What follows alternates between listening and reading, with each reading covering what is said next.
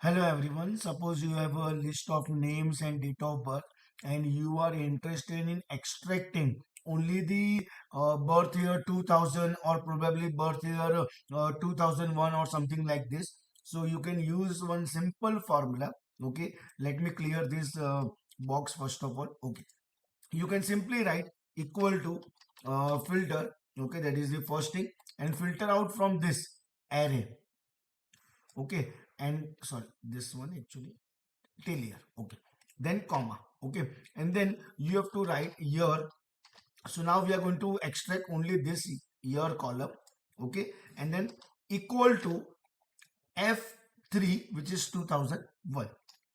Okay, it will display only those names having birth year 2001. So now if I change from here like 2000, so you will get answer of 2000. If I change to 1998, okay, we'll get the answer of 1998.